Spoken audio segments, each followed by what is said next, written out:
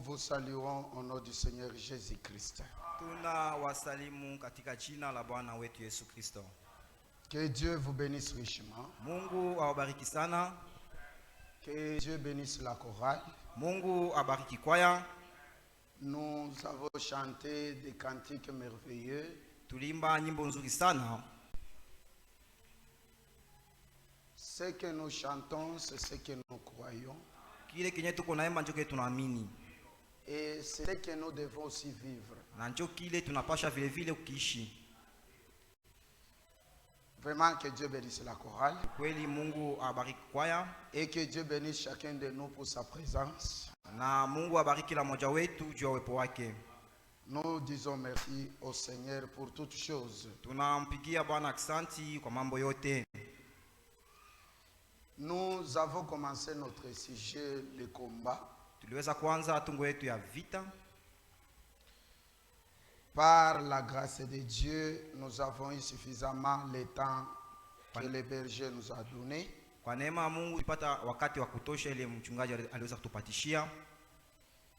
Et nous avons parlé ce que l'Esprit voulait qu'on parle. Na tuliweza kusemea juu ya bile wenye roho ilipendelea tusemee.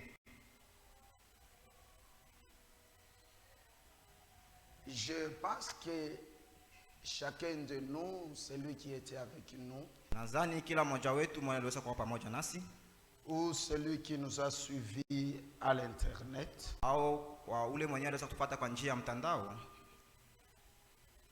je pense que d'une manière ou d'une autre, nadhani mnamona moja na namna nyingine nous avons été bénis. tuliweza kubarikiwa. Est-ce que nous avons été bénis? Je, tuliweza kubarikiwa?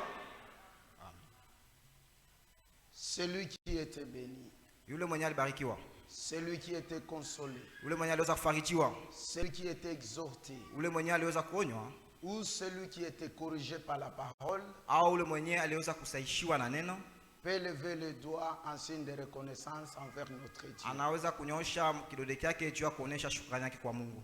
Que Dieu vous bénisse. Mungu awabariki. Nous rendons témoignage à Dieu pour toutes choses, Tunamshuhudia Mungu kwa mambo yote, parce que c'est à lui seul que revient toute la gloire. kwa sababu ni kwake peke yake utukufu wote inastahili kwenda. Nous avons beaucoup parlé. Tuliweza kusema juu ya vitu vingi. Nous avons parlé sur la sélection des vrais soldats ou la sélection des soldats. Tuliweza kusemea juu ya uchaguzi wa askari wa kweli. Nous avons montré la nature du combat. Tulionyesha hali au aina ya vita. Nous avons montré la nature de l'ennemi. Tulionyesha ile tabia au hali ya ule adui. Nous avons montré la nature d'un vrai soldat. Tulionyesha hali au kuwa kwa ule askari jeshi wa kweli. Et nous avons parlé aussi sur les instruments que l'ennemi utilise souvent. Na tulisemea juu ya vile vyombo venye adui kila mara anakuwa akitumikisha. Nous avons décrit Tuliweza kuvionyesha la nature des démons, ile hali ya mapepo mchafu, leur mode de vie maisha yao et comment ils agissent. na hali yao namna ndani yake wanakuwa natenda. Nous avons parlé sur la sélection Tulisemea juu ya utongozi dans la vie chrétienne. mu maisha ya Kikristo. Je pense que par toutes ces choses que l'Esprit voulait qu'on parle, Nadhani kwa vile vitu vyote vyenye roho alipendelea tuweze kusemea, cela nous était tous destinés. ile ilikuwa ni juu yetu. Amen. Amen. Vous croyez que cela nous était destiné? Mnadhani kama ile maneno yote ilikuwa juu yetu? Dieu qui connaît nos besoins, Mungu mwenye kujua hitaji zetu, alors il a préparé toutes choses pour nous. sasa alituandalia vitu vyote.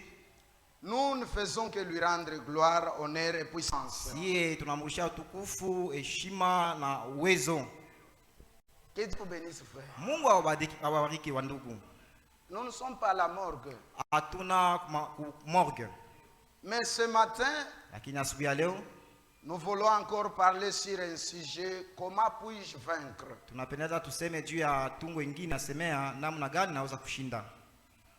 Après tout ce que nous avons vu, Kisha yote tuliweza kuona, la ruse du malin, ile ujanja wa shetani, sa nature, hali yake, son armure, silaha yake, et comment le combat est tellement sanglant aujourd'hui, na namna gani vita iko kali leo, comment le combat fait rage aujourd'hui, namna gani vita iko kubwa leo, comment beaucoup de gens sont refroidis aujourd'hui, namna gani watu wengi leo wanakuwa baridi, comment beaucoup de gens ont déjà perdu la bataille aujourd'hui. namna gani watu wengi washashindwa vita leo.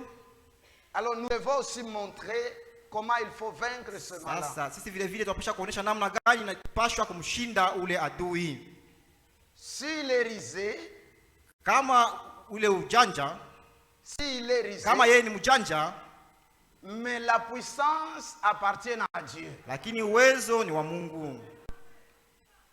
Il y a une puissance qui discerne sa ruse, Kuko uwezo wenye kupambanua ule ujanja wake, et c'est cette puissance que nous voulons montrer na ni ule uwezo tunapenda tuonyeshe pendant que nous resterons sur cette terre, wakati wote tutakuwa hapa hii dunia, en attendant le retour du Seigneur. tukichungulia kuja kwa Bwana. Cette bataille sera aussi permanente. Hii vita itakuwa pale ya kila wakati na kila mara, Nous combattrons chaque jour et chaque instant, kila siku na kila saa tutapigana, mais nous devons déjà savoir comment devons-nous combattre. lakini tayari tunapaswa kujua namna gani tunapaswa kupigana vita, Et sur quoi nous devons nous appuyer pour remporter la na victoire. ni juu ya nini tunapaswa tusimamie juu tupate kushinda ile vita. Tant que vous vivez, la bataille ne se terminera pas. Wakati wote mtakuwa mkingali bazima, vita Elle se itaishaka. termina si une fois vous êtes vaincu. Ile vita itaishaka tu wakati weye banakuina. Si vous êtes encore debout, Kama ukingali wima, le diable vous attaquera. shetani atakushambulia,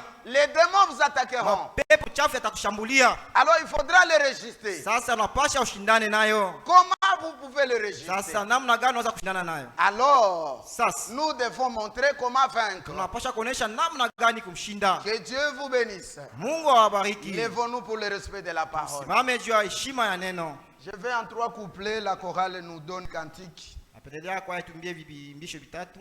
Tunaomba silaha tupigane vita. Tunaomba silaha tupigane vita. Après, avant ça, nous allons lire d'abord la parole de Dieu. Bila kuimba tutasoma kwanza neno la Mungu. Dans le livre de 2 Corinthiens, chapitre 10, Kitabu cha Wakorintho wa pili sura yake ya 10, au verset 3, nous commençons. tunaanza kumstari wake wa 3.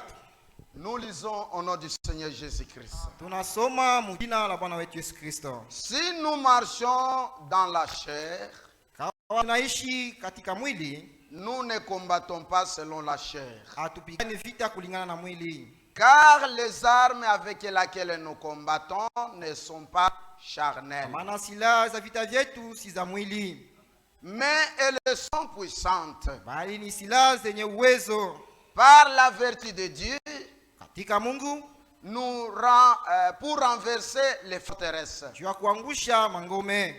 Nous renversons les raisonnements Tunaangusha mawazo et toute hauteur qui s'élève contre la connaissance de Dieu. na kila kitu chote kinachoinuka kuliko elimu ya Mungu, Et nous amenons toute pensée captive na tunashika nyara kila fikira yote à l'obéissance de Christ. kimtii Kristo.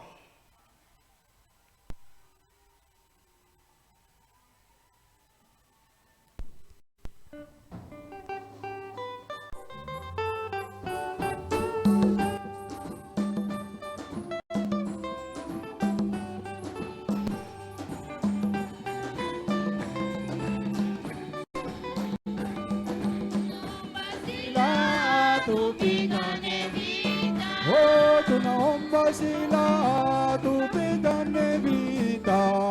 Tunaomba silaha tupigane vita. Oh, tunaomba silaha tupigane vita. Tunaomba silaha tupigane vita. Oh, tunaomba imani ndiyo nguvu yetu. Tunaomba silaha tupigane vita. Oh, tunaomba silaha tupigane vita. Tunaomba silaha tupigane vita. Oh, tunaomba mupanga ndiyo neno lako. Tunaomba silaha tupigane vita. Oh, tunaomba mupanga ndiyo neno lako. Tunaomba silaha tupigane vita. Tunaomba silaha. Tunaomba silaha tupigane vita. Tunaomba silaha tupigane vita. Tunaomba silaha tupigane vita. Bien-aimé Père Céleste, Pendwa Baba wa mbinguni, ce matin, nous te disons merci. asubuhi ya leo tunakupigia asante. Du fond de cœur, nous sommes reconnaissants. Kwa kilindi ya mioyo yetu sisi ni wenye shukrani. Et ce que nous sommes ce matin, c'est par ta grâce. Kile kenye tuko asubuhi ya leo ni kwa neema yako. Nous n'avons rien de spécial en nous. Hatuna kia maajabu ndani wetu, C'est par grâce que nous avons reçu la vie éternelle. lakini ni kwa neema tuliweza kupata uzima wa milele. Par grâce que nos péchés sont pardonnés. Kwa neema yako dhambi zetu tuliweza kusamewa. C'est par grâce que nous sommes appelés enfants de Dieu. Ni kwa neema yako tunaitwa wana wa Mungu. C'est par grâce que nous appartenons au royaume de Christ. Ni kwa neema yako sisi vile vile tunakuwa Et wanamemba wa nous ufalme wa croyons que Kristo. par ta grâce, nous serons enlevés. Na tunaamini vile vile kwa neema yako sisi tutanyakuliwa. Bénis-nous ce matin. Utubariki asubuhi ya leo. Bénis ta parole dans ma bouche. Libariki neno lako kinywani mwangu. Bénis nos cœurs, nos âmes disposées pour écouter. Bariki mioyo na nafsi zetu wenye kuwa tayari juu ya kukusikia. Bénis tous les services pour ta gloire. Bariki kazi yote juu ya utukufu wako. Bien-aimé Père Céleste, Mpendwa Baba wa mbinguni, comme ton armée, sawa jeshi lako, nous croyons que nous avancerons tunaamini kwamba tutaendelea mbele de victoire en victoire, tukishinda kisha kushindi de wengine, mieux en mieux tukikuwa bora kisha bora et de wengine, progrès en progrès. tukisitawi kisha kusitawi kwengine, Jusqu'à la bataille finale, mpaka kwa ile vita ya mwisho nous serons vainqueurs. sisi tutakuwa washindaji. Car tu nous as dit, Maana wewe ulituambia ne craignez rien, siogope kitu, car j'ai vaincu le monde. maana mimi nilishinda dunia. Tu es le puissant vainqueur Wewe ni mwenye uwezo qui a vaincu mshindi, toutes choses. mwenye aliweza kushinda kila kitu. Tu as vaincu le péché. Uliweza kushinda dhambi, Aide-nous à vaincre le péché. tusaidie nasi vile vile tuyashinde Tu as dhambi. vaincu la ruse du malin. Ulishinda hila ya Aide-nous à vaincre la ruse du Tusaidie vile malin. vile tushindane na ile hila ya Nous mwovu. nous abandonnons à toi. Tunajikabidhi mikononi Nous mwako. croyons que tu le feras. Naamini kusema utayafanya. Bénis tes serviteurs, Wabariki watumishi wako, notre frère Jacques,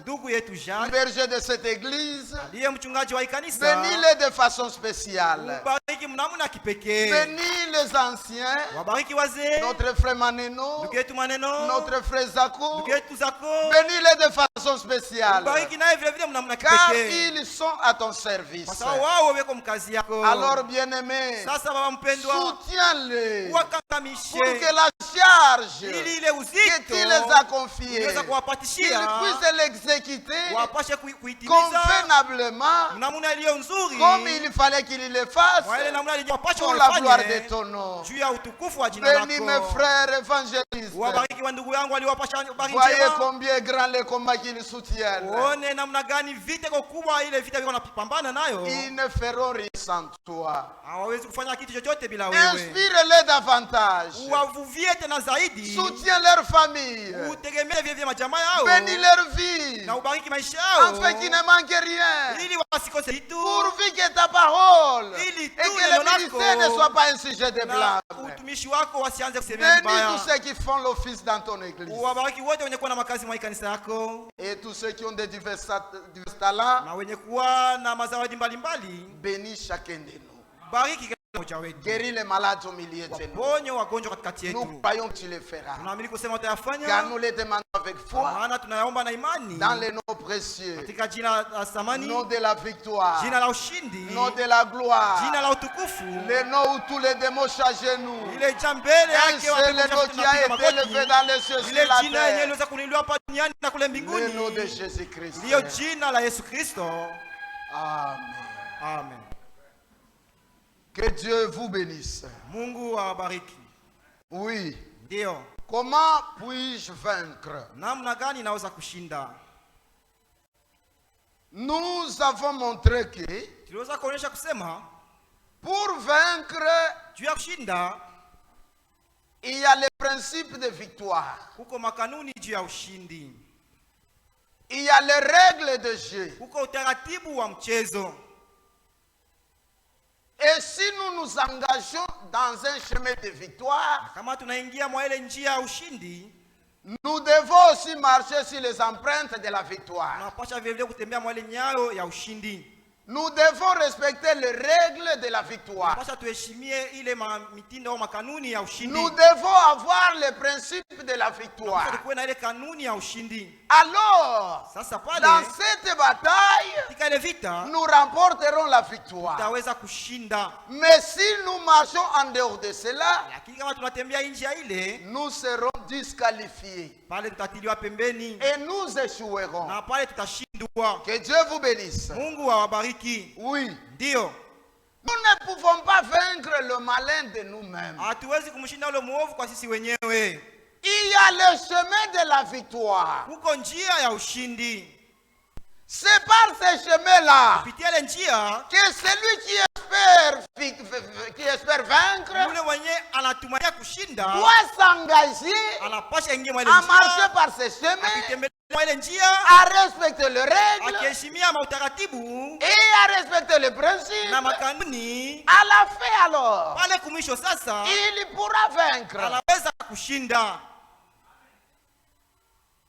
En dehors de cela, Nje ya ile il n'y a pas de victoire. hakuna ushindi. Maintenant, Sasa les règles de la victoire.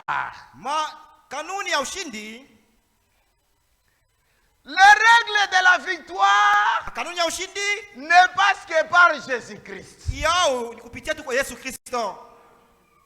C'est-à-dire, Ni kusema sans Jésus, vous ne pouvez pas vaincre le malin. bila Yesu hamwezi kumshinda yule mwovu. Personne au milieu de nous n'est plus fort pour vaincre le malin de lui-même. Hakuna hata mtu mmoja katikati yetu mwenye kuwa na nguvu juu ya kumshinda yule mwovu. Personne. Hakuna hata mmoja.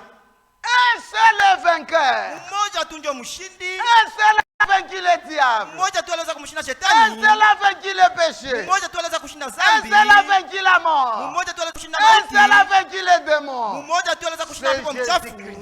Naye ni Yesu Kristo. En dehors de Na lui, nje ya Yesu il Kristo n'y a pas de victoire. hakuna ushindi. Et si dans cette bataille, Lakini kama katika ile nous vita nous engageons avec Jésus, tunaingia mo na Yesu, si nous sommes en Jésus, kama tu katika Yesu, et si c'est Jésus na kama ni Yesu qui combat mwenye kupigania pour notre côté, kwa upande wetu, alors la victoire est certaine. pale ushindi ni wa hakika. Nous devons recourir Tunapaswa kukimbilia au principe de la kwa victoire. ile makanuni ya ushindi, Et tout homme na kila mtu qui va dans une bataille, mwenye kwenda mvita il doit premièrement être habillé, anasha kwanza vikwe, non pas habillé comme quelqu'un qui va à la fête, anavale sasa mtu mwenda karamu, mais habillé à la manière du combat. anavale mwale hali ya usura ya vita. Nous sommes ensemble. Je, tuko pamoja? Il doit être habillé à la manière du combat. Anapasha avikwe mnamuna ya vita. Et nous, en tant que Na chrétiens, sisi vile wa Kristo, si nous devons nous engager kama tunapasha kujiingiza vile vile dans cette mwa bataille, ile vita, que devons-nous nous habiller? tunapasha tuvae nini? Quoi devons-nous être habillés? Tunapasha tuvae nini À la manière du combat. kifanana na vita? Écoutez, Msikie, il y a trois principes à respecter. huko makanuni tatu ya kufuata. Le premier, Ya kwanza, si vous vous attendez à une victoire, kama unachukulia kupata il ushindi, faut être habillé unapasha uvae à la manière du combat, à la manière de la bataille. fanana na vita wala ile pambano. Habillé Uva à la manière du combat. fanana na vita. Deuxième principe, Kanuni ya pili, il faut aussi se munir unapasha vile vile utukue des armes défensives. ile masila ya kujilinda nayo. Vous ne pouvez pas aller à la bataille Hauwezi kwenda kuvita sans une arme défensive. bila ile silaha ya kujikinga nayo. Et le troisième principe, Na kanuni ya tatu, il faut aussi se munir unapasha vile vile utukue des armes offensives. zile silaha ya kushambulia nayo. Il y en a plusieurs. Biko vya mingi makanuni, Mais moi, je vais parler sur ces trois. lakini mimi nitasemea juu ya makanuni tatu. Il faut s'habiller de la manière Bidi muvae mnamna à celui qui va au combat. ya kufanana ule mwenyewe na Et mvita. un chrétien Na Mkristo doit s'habiller Apasha conformément à la parole de Dieu. kulingana na neno la Mungu. Amen. Hein? Amen. Oui. Ndio. Pour vaincre, Juu ya kushinda nous devons recourir. tunapasha kukimbilia. Ça, c'était le principe. Hii ilikuwa ni makanuni. Maintenant, je vous donne les règles aussi. Sasa napasha sasa utaratibu au C'est makanuni. sur ces trois, sur ces deux points que nous allons plus parler. Na ni juu ya hii manukta mbili tunasemea sana. Les règles. Utaratibu. Nous devons recourir Tunapasha kukimbilia à l'armure de la victoire. kwa ile silaha ya ushindi. Et nous devons également Na tunapasha vile vile combattre et non croiser les bras. kupigana, hapana kufunga mikono. C'est dans un combat. Ni mvita. Vous ne pouvez pas aller rencontrer votre ennemi. Hawezi kwenda kupambana na adui yako. Lui vous attaque Yeye anakushambulia. et vous croisez les bras. Unafunga mikono. Vous pouvez être habillé en armure. Unaweza kuvaa kweli masila. Vous pouvez avoir l'épée à la main. Unaweza kuwa na upanga mikononi Ou mwako. avoir l'arme avec vous. Au kuwa na ile askari jeshi pembeni Mais yako. si vous ne faites pas aussi l'offensive, Kama wewe ushambulii vile vous vous vile, ferez jouer quoi que vous soyez bien habillé. pale batakuwa hata kama unavaa vizuri. Est-ce que l'église comprend bien? Je, kanisa naelewa vizuri? Vous vous ferez tuer quoi que vous êtes bien habillé. Pale utajiuisha ingawa unavaa vizuri. C'est pourquoi les trois marchent ensemble. Ndio kwa maana yote tatu tunatembea pamoja. Et dans les règles, Na utaratibu nous devons combattre. tunapasha kupambana Un vita. chrétien, c'est un combattant. Mkristo ni mpambanaji wa Nous en avons vita. déjà beaucoup parlé. Shesemea sana. Ce n'est pas un simple recrue, Haina tu mais c'est un soldat bien formé. Lakini yeye ni askari jeshi mwenye kufunzwa vizuri. Ce n'est pas un soldat péré, Haina askari jeshi wa mais uoga. c'est un soldat Lakini ni askari qui jeshi va à la bataille, mwenye anaenda qui kuvita, ne recule pas, mwenye arudi qui n'est nyuma, pas un lâche, mwenye qui est anakufuatilia vitu, déterminé mwenye kuwa na avec msimamo son ennemi wa et kumshinda à adui wake remporter la victoire dans na son camp. achukue ushindi kupande wao. Et aussi, Na vile tena nous devons respecter les règles. tunapaswa tuheshimie mautaratibu. Beaucoup de gens combattent, mais en dehors de règles. Watu wengi wanapigana lakini nje ya C'est mautaratibu au pourquoi ils kanuni. ne remportent pas victoire. Ndio kwa maana wao kwa kinashinda. Alors, suivez maintenant. Sasa mnifuate. Si nous devons être habillés, Kama tunapaswa kufika, habillés pour le combat, tunafika juu ya vita. que devons-nous être habillés? Tunapaswa tuvae nini? Là, nous prenons directement Éphésiens. Pale tunachukua mara moja wa Efeso. Car notre passage d'entrée nous a dit, Kwa sababu ile andiko letu kingine tuambia si nous marchons dans la chair, kama tukitembea mwili mais nous ne combattons pas selon la chair. lakini hatupigani vita kulingana na mwili. Et les armes avec lesquelles nous combattons Na silaha pamoja na tukapigana na vita ne sont pas charnelles. aina ya kimwili. Que Dieu vous bénisse. Mungu awabariki. Il y a la différence Kuko tofauti entre un soldat chrétien kati ya askari jeshi et un Mkristo soldat congolais. na askari jeshi Mkongomani.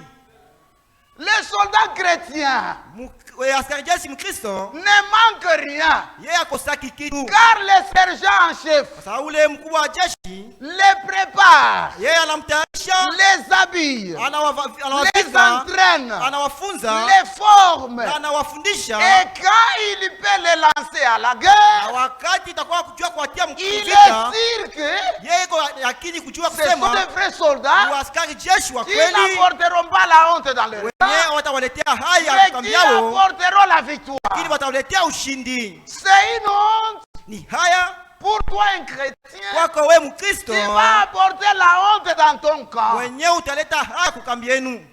On t'a envoyé à la bataille, Walikutuma kuvita espérant que wakitumania kusema la victoire, ushindi c'est ce que tu vas nous rapporter. njoo yenyewe utatuletea, Mais au contraire, lakini kinyume na ile les choses ont taise. vitu vya haya.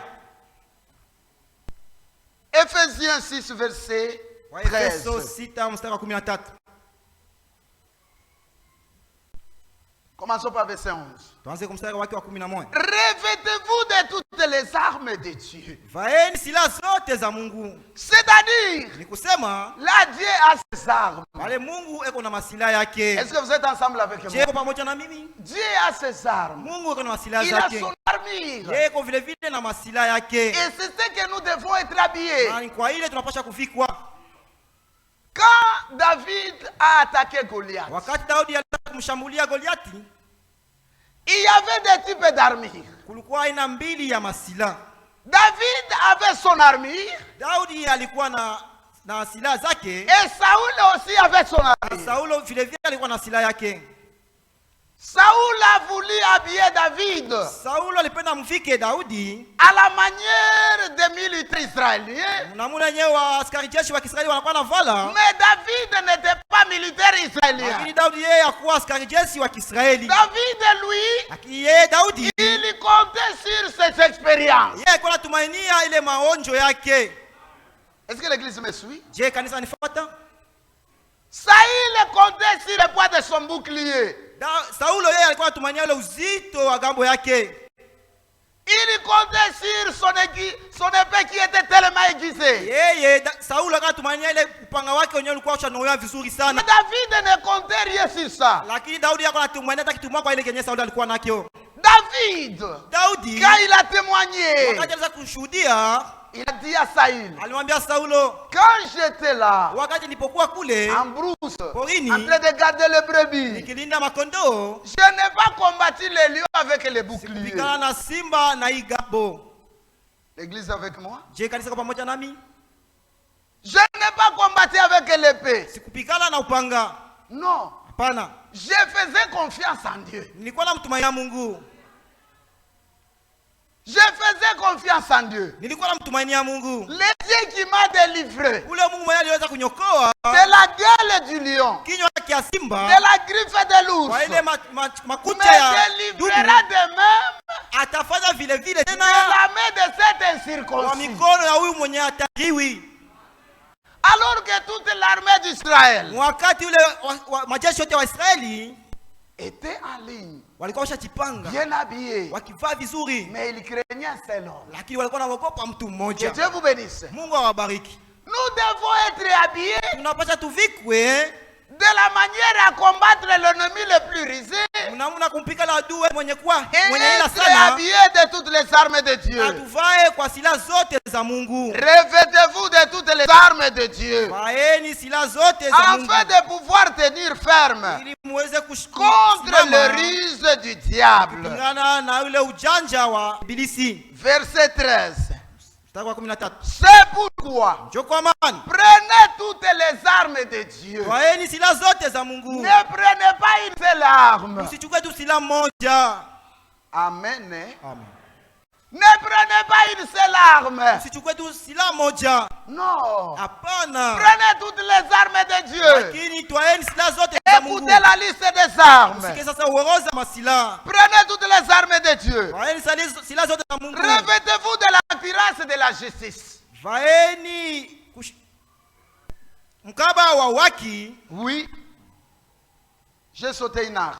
Nitamkia silaha moja. Ayez à vrai la vérité pour ceinture. Mkwe viuno yenu na ukweli kama vile mkaba. Un chrétien menteur, Mkristo muongo, comment pourra-t-il vaincre le diable? namna gani anaweza kumshinda shetani? La Bible dit dans le livre de Jean, chapitre 10, verset Anasema 44. mtabu cha Yohana sura ya 10 mstari wa 14.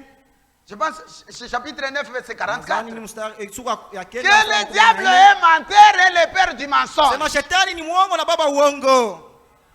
Dans la bouche de Dieu, Kinywani mwa Mungu il ne s'est jamais sorti de mensonge. amu yatoka kama bongo. Un chrétien ne promet pas de mensonges. Mkristo yalo alaki bya bongo. Ne promet rien de ce que vous ne pouvez pas réaliser. Usiaidie kitu kenye utaweza Ne kutimiza. dites rien pour vous sauver. Usiseme kitu yoyote cha bongo juu Non, il y a ujokoe. des bons mensonges, frère. Kuko bongo wa Mungu ni mzuri bongo ndugu. wa kujiokoa nao. Vema sasa sema Il n'y a mensonge pas de blanc. mensonges Hakuna qui peuvent vous uongo sauver. wenye unaweza Un kuokoa. chrétien censé dire la vérité. Mkristo yeye anapaswa Ne kusema dites kweli. rien d'autre que la vérité. Sema tu ni Croyez kweli, cette vérité et écoutez. ingawa ile kweli iko ya nguvu kwako. Est-ce que l'église est avec moi? Je, kanisa kwa pamoja nami? Dites la vérité. Semeni kweli. Jean a dit la vérité Yohana alisema kweli à Hérode et Hérodias. kwa Herodi na Herodias, Sa vérité lui a coûté la tête. na ile ukweli wake ulifaa bamkate kichwa, Il n'a jamais fui. na ya kukimbiaka Il n'a jamais changé. na kubadilika. Amen. Amen. Daniel a dit la vérité. Danieli alisemaka kweli Au roi babylonien, kwa ule mfano wa nous Kibabiloni. n'adorerons jamais ton idole. Anasema kamwe hatutaabuduaka hii La sanamu yako. vérité lui a amené dans la fosse au Ule lion. ukweli ulimpeleka Il n'a katika shimo jamais ya changé simba. cela. Naye akubadilishaka Est-ce que ile. l'église me suit? Je, kanisa linaifuata? Élie a dit la vérité. Eli alisemaka kweli Akab et à Jézabel. kwa Ahabu na Cette Yezebeli. vérité Ule kweli lui a fait quitter le pays. ilimfanya Il atoke était nje ya déjà comme nchi, un animal, akafukuza sawa mais vile il n'a jamais nyama, renoncé à cela. lakini yeye hakuyataka Un kamwe. chrétien doit dire la vérité. Mkristo anapaswa tu Il kusema ne kweli, doit pas changer cela. hapashi kubadilisha Ça, c'est ile. la règle de la victoire. Ile ndio kanuni ya Dites ushindi. toujours la vérité. Kila mara semeni Quoi que cette kweli, vérité écoutez, ingawa ile ukweli uko ngumu kwenu, un jour, siku moja vous arriverez à la victoire. utafikia kuushindi. Et Na revêtez-vous de la cuirasse de la justice. mvae waki sawa vile gambo. Oui. Un chrétien doit être juste. Mkristo yeye anapaswa kuwa mwaki. Amen. Hein? Il ne doit pas avoir de reproches. Yeye hawezi kuwa na mkemea kila mara. La sœur là, Ule dada je ne l'aime pas du tout. simpendaki kabisa kabisa. Tu sais moi, Unajua du mimi côté des serviteurs là, kungambo ya watumishi j'aime seulement les frères montrent mie napendaka tu bale bandugu. et Ule ndugu montre les frères micro, je ne l'aime na pas. ule ndugu mikro simpendaki. Il t'a fait quoi? Ule walikufani. Il ne m'a rien, il ne m'a fait jamais de mal. Aya nifanyia kibaya Mais lakini c'est comme si son sang kwa sababu ile damu et mon yake sang ne s'entendent na pas. yangu haipatani. Un chrétien doit être juste. Mkristo anapaswa kuwa mwaki. Vous êtes ensemble avec moi? Je, mko pamoja nami? C'est ça la règle de la victoire. Jo utaratibu wa Marchez ushindi. dans la justice. Mutembee muwaki. Le diable ne marche jamais dans la justice. Kamwe shetani atembeaki muwaki. L'œuvre du diable, c'est l'injustice. Kazi ya shetani ni Le uzalimu. diable est prêt de rendre la rancune du mal qu'on lui a fait. Shetani yeye iko tayari aanze kufanya wadui kwa Mais Dieu vibaya est alimfanyisia. prêt de pardonner le mal qu'on lui a fait. Lakini Mungu yuko tayari kwa kusamea vile vibaya alimfanyisia. Des principes différents. Makanuni mbili ya Marchez kuachana. dans les principes de la parole. Tembee makanuni ya neno. Soyez juste. Mkuwe wa haki En toutes choses. katika mambo Même yote. dans votre commerce. Hata mu biashara byenu. N'ayez pas l'esprit de fraude. Msikuwe na ile hali ya Soyez iba. juste. Lakini mkuwe wenye haki. C'est le diable. Ni shetani Il peut vous tenter. anaweza kukujaribu. Il peut occasionner que telle chose que vous cherchez là, Anaweza kufanyisha kitu wewe unatafuta que vous le trouviez ukipate dans un endroit où c'est probable que vous le preniez sans que personne ne vous mwa ile voie. fasi unaweza kukibeba kwenye hata mtu mmoja ataweza kukuona. Souviens-toi que c'est une épreuve. Ukumbuke na ujue kusema kama ni jaribu au kipimo. Est-ce que l'église est avec moi? Je, kanisa kwa pamoja nami? C'est une épreuve. Ni kipimo. Et il faut le vaincre. Na inapaswa ukishinde. Que Dieu vous bénisse. Mungu awabariki. Mettez pour chaussures. Mvae miguu Mettez yenu. pour chaussures à vos pieds les ailes que donne l'évangile de paix. Miguu yenu viato ile bidii ile kutolewa na injili yenye kuleta salama. Le chrétien doit être zélé. Mkristo anapaswa kuwa na bidii. Ça m'étonne aujourd'hui les gens qui s'appellent Leo chrétiens. nanishanganisha watu wenye kujiita wa Kristo. Parce que chrétien veut dire avoir le Christ en lui. Sababu Mkristo maana yake kuwa na Kristo ndani yako. Avoir la vie de Christ en Kuwa na lui. maisha ya Kristo ndani yako. Avoir les actions de Christ en vous. Kuwa na matendo ya Kristo ndani Avoir le yako. comportement de Christ en vous. Kuwa na tabia ya Kristo Avoir les ndani yako. sentiments de Christ en vous. Kuwa na mania ya Kristo ndani yako. Mais un chrétien paresseux, Lakini Mkristo mvivu. il est paresseux dans ses affaires privées. Yeye ni mvivu mule mambo yake mwenyewe. Il devient paresseux même dans les affaires spirituelles. Na anakuwa vile vile mvivu mambo ya kiroho. Il vient à l'église quand il veut. Anapitia kanisa wakati yenye anapenda. Il chante quand il veut. Anaimba wakati yenye anapenda. Il gênera quand il voudra. Atafungaka wakati atapendaka. Il prie quand il veut. Anaomba wakati anapenda. Pour le reste, Kwa il est mabaki libre. eko huru. Un chrétien n'est pas libre. Mkristo yako kwa kiuru. Un chrétien est lié par la parole. Kristo yeye anafungwa na Ce que neno. nous devons faire, Kile tunapaswa c'est ce kufanya. que la parole nous demande de Kile faire. tu kile Mungu anatuambia tufanye. Les paresseux ne sont pas des chrétiens. Bavivu hapa kwa kiba Kristo. Ce sont des faux. Ni mabongo. Quelle est le choix du salut que vous avez? Sasa ni uchaguzi na wokovu uliko nayo. joie du salut furaha gani ya wokovu yenye uko nayo que vous avez, yenye uko nayo mais qui vous rend paresseux. lakini nakufanya kuwa mvivu. Comprenez que ça ne marche pas ensemble. Mwelewe kusema bitembei pamoja. Celui qui a la joie du salut, Yule mwenye kuwa na furaha ya wokovu il est zélé à la parole. yeye iko na bidii Il kunena est na joyeux Mungu. quand on chante. Yeye iko na furaha wakati tuko Quand naimba. on chante au sujet du sang. Wakati tunaimbia juu ya Quand damu. on chante au sujet de la gloire de Wakati Dieu. tunaimbia juu ya utukufu wa Quand Mungu. on chante au sujet de la victoire. Tunaimbia juu ya ushindi. Il est joyeux Yeye ni mwenye furaha parce que kwa la sababu parole de Dieu neno la produit Mungu les ailes en lui. yeye inazaa On bidii ne ndani peut pas le mwake. rechercher pour les choses de Dieu. Hatuwezi kumtafuta juu ya vitu vya Les Mungu. choses du royaume, Mambo ya on ne ufalme les recherchera jamais. hawatamtafutaka kamwe. Que Dieu vous bénisse. Mungu awabariki. Un chrétien paresseux. Mkristo mvivu Non, il est hapana, en dehors des règles. pale uko nje Il ya ne makanuni vaincra jamais. na pale hauwezi Là, tu kushinda, es déjà vaincu. pale ushashindwa. Est-ce que l'église marche ensemble avec moi? Je, kanisa tembea pamoja nami Et prenez par-dessus tout na twaeni zaidi ya yote le bouclier de la foi, ngao ya imani. avec laquelle, hein, Na hiyo le bouclier de la foi, ngao ya imani avec lequel vous pourrez éteindre tous les traits enflammés du malin. pamoja na wewe mtaweza kuzimisha mishale yote ya ule Oui. mwovu. Le bouclier de la foi. Ngao ya imani. La foi, c'est une arme offensive, Ima- arme défensive. Imani ni silaha ya kujikinga nayo. Nous sommes ensemble?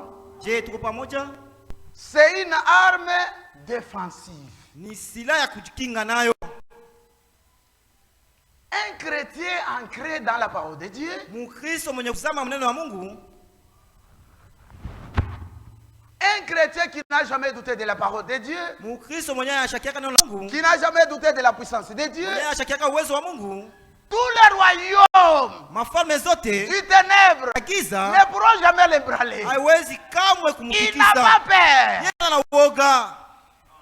Les boucliers, Ngao c'est un soldat njoo ile yenye askari doit jeshi tenir à la main. anaweza kuichukia kwa mkono wake Quand on lance la flèche, wakati wanampiga mshale,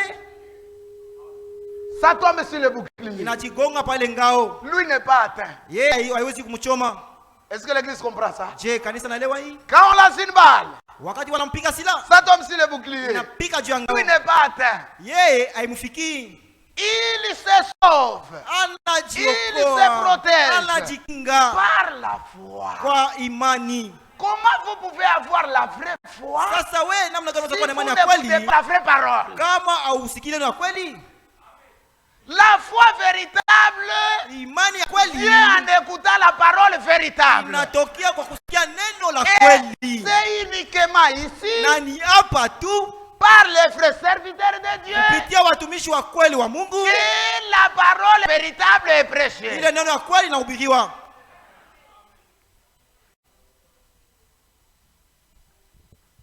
Que Dieu vous bénisse. Mungu awabariki.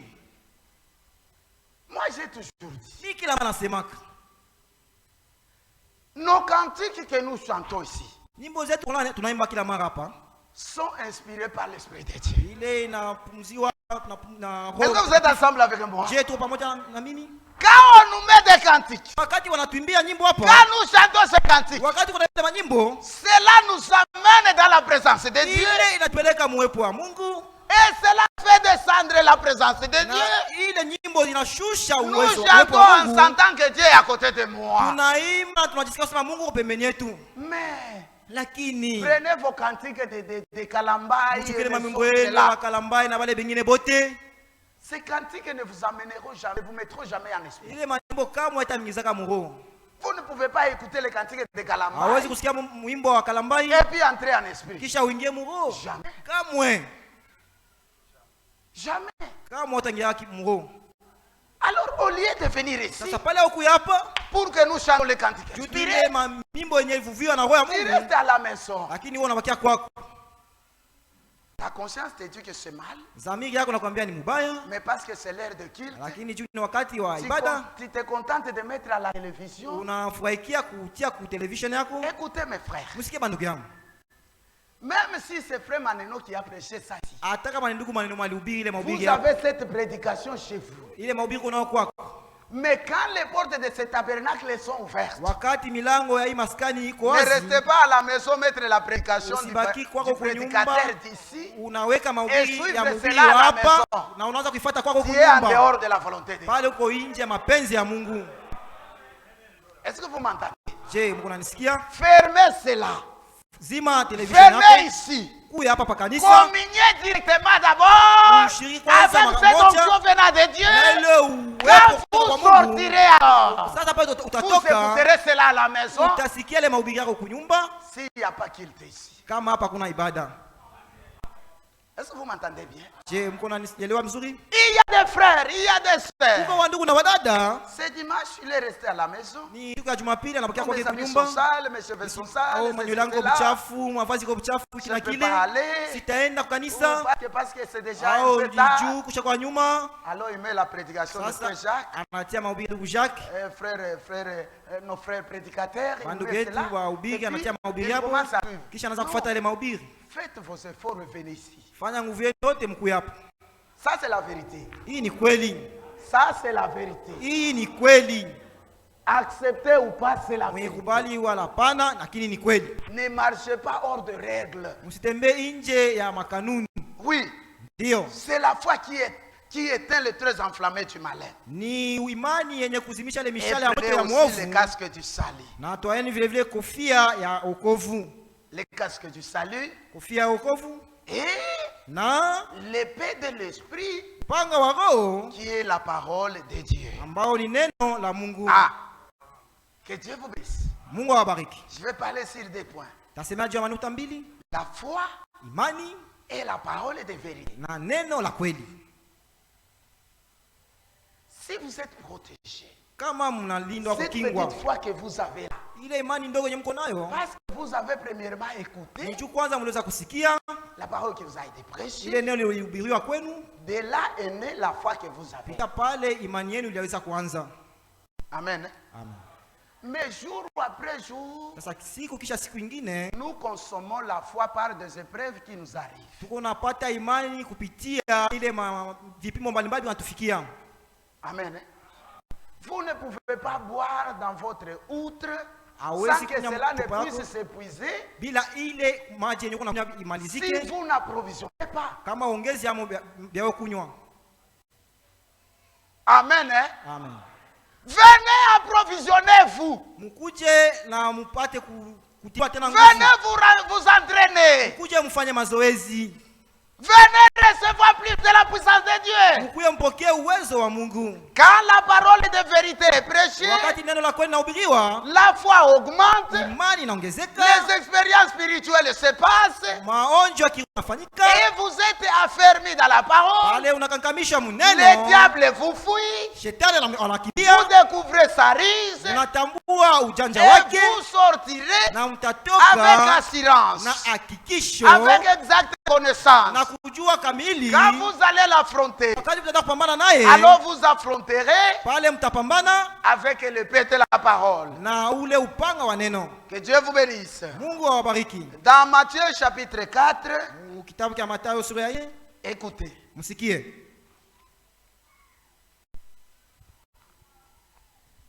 Commençons le verset 1, on va en sautant. Alors Jésus fait mené par l'Esprit dans le désert pour être tenté par le diable. Kisha Yesu akaongozwa na Roho Mtakatifu kwenda njikani ili akajaribiwe na shetani. Après avoir jeûné 40 jours et 40 nuits, il eut faim. Kisha kufunga siku 40 na usiku na mchana, ikafikia akakuwa na njaa. Écoutez. Msikie. Les tentateurs s'étant approchés, lui dit, Ule wa kumjaribu akafika na akamwambia, si tu es le fils de Dieu, kama wewe ni mwana wa Mungu, ordonne amuru que ces pierres deviennent des pains. haya mawe yawe mikate. Le diable Shetani a fait l'offensive au Seigneur. aliweza kumshambulia Bwana. Le diable sait que Jésus était le fils de Dieu. Shetani alikuwa anajua kusema Yesu ndio mwana wa Mungu. Sur la terre, Jésus était le fils de Dieu. Hapa dunia Yesu alikuwa mwana wa Mungu. Amen. Hein? Amen. Il ne l'a pas tenté comme le Dieu Jéhovah. Akumjaribu sawa vile Mungu Yehova. Il l'a tenté parce qu'il a vu Dieu dans la chair humaine. Alimjaribu juu alimuona Mungu mwili wa wanadamu. Parce que c'est dans la chair humaine qu'on peut sentir la faim. Kwa sababu ni mwili wa wanadamu tunaweza kusikia njaa. Si tu es le fils de Dieu, Kama mwana wa Mungu, alors dites à ces pierres que ça devienne pain. ambia hii mawe igeuke kuwe mikate. Parce que le diable a vu la faim dans le Seigneur. Kwa sababu shetani aliona njaa ndani ya Bwana. Le diable pourra voir la maladie en toi. Shetani anaweza kuona ugonjwa ndani yako. Et il peut aussi venir Naye vile vile anaweza avec kuja cette même offensive. na ile kushambuliwa kwa Si moyo. réellement tu es chrétien, Kama kweli kweli uko Mkristo, alors priez que la maladie quitte. sasa pale omba juma ule ugonjwa wako kutoke. Amen. Hein? Amen. Est-ce que vous m'entendez bien? Je, mko naelewa vizuri? Qu'est-ce que le Seigneur lui a répondu? Sasa Bwana alimjibia nini? Jésus lui répondit. Yesu akamjibu, Il est écrit. inaandikwa. Jésus avait toute sa puissance. Yesu alikuwa na uwezo wote wake. Il avait la puissance de descendre le feu. Alikuwa na uwezo wa kushusha moto. Il avait la puissance de faire toutes choses. Alikuwa na uwezo wa kufanya mambo yote. Il avait la puissance d'un mot seulement et chasser les diables. Alikuwa na uwezo kwa neno moja kumfukuza yule shetani, Mais il n'a pas utilisé sa puissance. lakini hakuweza kutumikisha uwezo wake. L'église avec moi? Je, kanisa kwa pamoja nami? Il n'a pas utilisé sa puissance. Hakutumikisha uwezo wake. Il a recouru au principe. Lakini yeye alienda akakimbilia kwa ile makanuni Pour vous montrer que juu kuwaonyesha kusema si vous voulez vaincre, kama mnapenda kushinda revenez au principe. muje kwa makanuni. Est-ce que vous êtes ensemble avec moi? Je, mko pamoja nami? Le principe à quoi nous devons revenir, Ile makanuni kwa ile tunapaswa kurudilia c'est la parole de Dieu. ni neno ya Mungu. Le Seigneur lui a ramené à la parole. Bwana alimrudisha kuneno. Il est écrit, Imeandikwa, l'homme ne vivra pas de pain seulement, tu ataishi kwa mkate tu, mais de toute parole qui sort de la bouche de Dieu. lakini kwa kila neno litokalo katika kinywa cha Mungu. Le diable le transporta Shetani akamchukua dans une ville sainte mpaka mji et le mtakatifu plaça sur le haut du na temple. kumweka juu ya mnara wa Et Mungu lui dit, na akamwambia, si tu es le fils de Dieu, kama uko mwana wa Mungu jette-toi en bas. jitupe chini, Ah, maana il est écrit. imeandikwa. Diable aussi utilise, il Shetani est vile écrit. anatumikisha imeandikwa. C'est ça la ruse Njoo ujanja qui a séduit beaucoup de gens aujourd'hui. wenye ulitongoza watu wengi C'est leo. quand le diable manipule la parole de Dieu, Wakati shetani anatumikisha neno la Mungu, il commence anaanza comme s'il connaissait les Écritures, saa vile anajua maandiko, mais à la fin il va donner un autre sens lakini kumwisho atapatia ile maandiko maana ingine pour pervertir. juu ya kupotosha watu. Le diable ne vous prêchera pas pour vous amener au salut. Shetani hata kuhubiriaka kama juu ya kuleta kuokovu. Si le diable vous dit il est écrit, Kama shetani anakuambia imeandikwa, écoutez attentivement. usikie na makini. Il ne sera pas fidèle à chaque parole de Dieu. Shetani hata kwa mwaminifu kwa kila neno lote la Il Mungu. commencera bien, Ataanza mzuri, mais il ne finira pas bien. lakini hataisha mzuri. Et quand vous voyez les gens aujourd'hui, Na kama mnaangalia watu leo, oh, parce que c'est le message. juu ni ujumbe, Oh, c'est le message. ni ujumbe. Il y a partout des églises. Fasi yote kwa makanisa. Quelque part, je voyais, on écrit Ilunga Tabernacle, Fasi mama andika Ilunga Tabernacle, Élisée Tabernacle, Élisée Tabernacle, François Tabernacle. François Tabernacle. Ce sont les gens, Ni watu en est là. ndani yao Ils sont séduits au départ. waisha tongoza kwanza, Ils tentent de prendre la parole de Dieu wanajaribu kuchukua neno la Mungu et essaient de présenter les na gens wanajaribu kuonesha kwa comme watu s'ils parlaient la vérité sasa vile beko nasemea kweli, alors qu'ils sont sous l'influence du diable. wakati beko chini ya uongozi wa shetani. L'Esprit de Dieu en vous Roho ya Mungu ndani yenu ne vous amènera pas de quitter cette vérité haitawafanya nyinyi mtoke mwa hii kweli pour aller communier avec ceux qui sont là. mwende mushiriki pamoja na wale kwa Jamais! kule. Dieu ne Kamwe fera jamais ça. Mungu atafanya kama neno ya vile. L'Esprit de Dieu en vous, Roho ya Mungu ndani vous yenu n'abandonnerez pas cet ensemble. kama mtachaka makutano hii. À qui irons-nous encore? Kwa nani mwingine tutaenda? le diable utilise aussi les Écritures. Sasa pale shetani naye anatumikisha maandiko. Mais écoutez, Lakini msikie. car il est écrit, Kwa maana imeandikwa, je suis où? Car il est écrit, kwa maana imeandikwa, il donnera des ordres à des anges à ton sujet, ataamuru malaika zake et juu ils te yako, porteront sur le main, de Nao- faire que ton pied ne se heurte contre une pierre. nao watakuchukua mikononi mwao ili usije ukajikwaa mguu wako katika jiwe.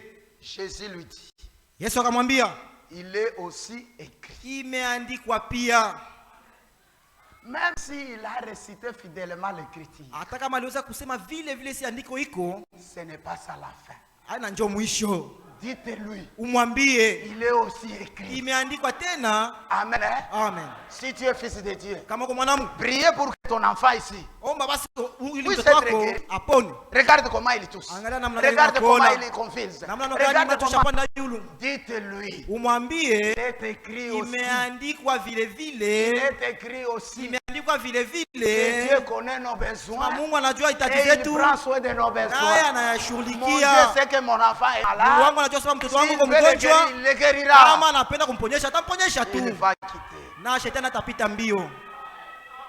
Tu ne viens pas écouter la parole. Au kuyo Tu kusikia ne neno sais même pas les Écritures. na ujue hata maandiko. Comment tu vas l'attaquer? Sasa namna gani utamshambulia shetani? Tu vas l'attaquer avec quoi? Utamshambulia na nini? L'épée que nous avons, Upanga wenye tuko nao c'est l'épée de la parole. upanga wa neno. Attaquer le diable Mumshambulie avec shetani les ainsi dit le na Seigneur. hivi Bwana anasema, Et tout ce qui est écrit na ici, yote naandikiwa mu c'est Biblia ainsi dit le ni Seigneur. hivi Bwana anasema. Attaquez-lui avec la parole.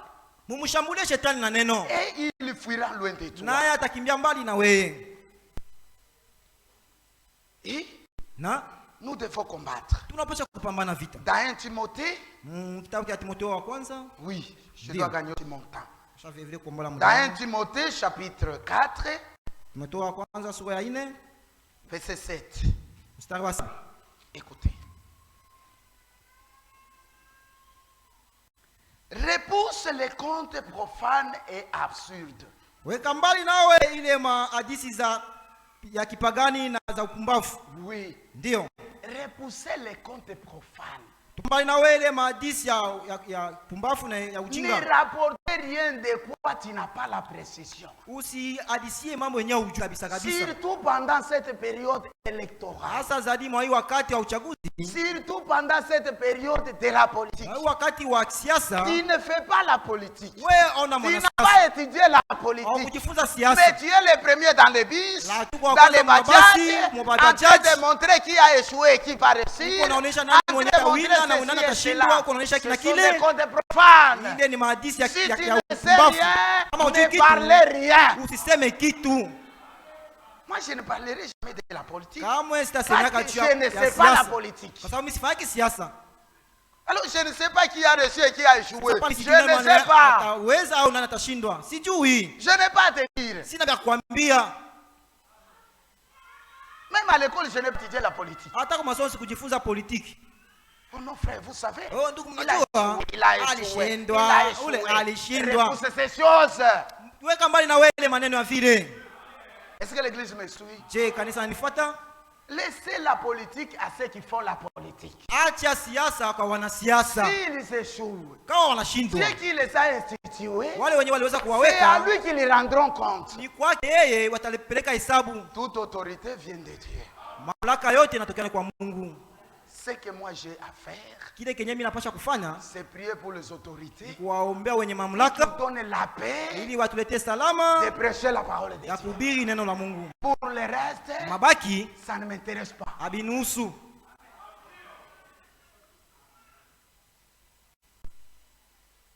Exerce-toi à la piété. Na ujizoeze kwa utawa. Car l'exercice corporel Na mazoezi ya est mwili utile à peu de ya choses. muda ya faida kidogo, Tandis que la piété lakini utawa est utile à tout. ni wa faida katika mambo yote. Et il y a la promesse de la vie présente. Kuwa na ahadi ya maisha Et ya à sasa celle qui est à na ile venir. maisha itakayokuja. Oui, Ndio la piété est utile utawa ni wa mafaa à toutes choses. mambo yote. La piété Utawa est utile à notre santé. ni ya mafaa juu ya afya yetu. Je vous dis que Ninawaambia kusema un chrétien c'est un homme épais. Mkristo ni mwenye heri. Si on arrête un chrétien à la prison centrale, Kama anamfunga Mkristo kule ku prison centrale, ce n'est pas qu'il est coupable, sio kusema kama yeye ni mwenye c'est makosa, parce que ni juu quelqu'un l'a accusé faussement. kwa mtu mwenye alimustaki bongo. Ça, c'est ce que moi je crois. Ndio mimi naaminia bibi. Parce que c'est lui qui a la véritable parole Sababu de Dieu. ni yeye mwenye kuwa na neno la kweli ya Mungu. Comment pourra-t-il faire des choses qui sont contre la Sasa loi? namna gani atafikia kufanya vitu vyenyewe vinapingana na sheria? La parole de Dieu nous enseigne toutes choses. Neno la Mungu linatufundisha mambo yote.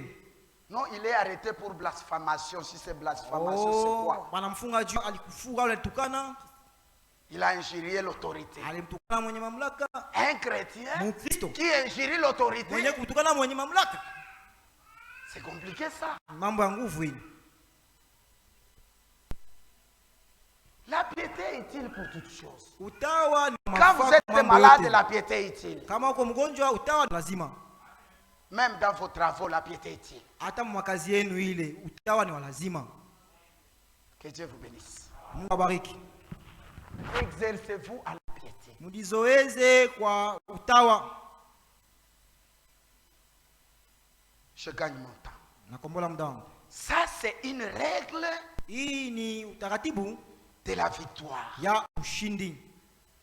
Quelqu'un qui n'est pas exercé à la piété, Mtu mwenye ajizoezi kutawa, il ne vaincra jamais. kama atashindaka.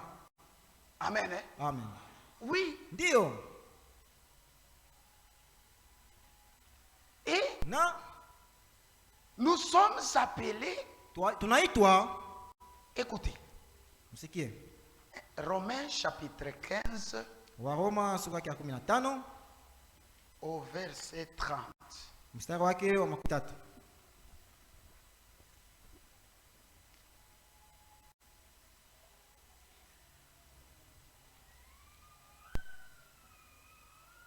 Je vous exhorte, frères, Na waonya basi ndugu, par notre Seigneur Jésus-Christ kwa jina la Bwana wetu Yesu Kristo et par l'amour de l'Esprit, na kwa upendo wa Roho, à combattre avec moi kupigana vita pamoja nami, en adressant à Dieu des prières en ma faveur. mkinyombea kwa Mungu.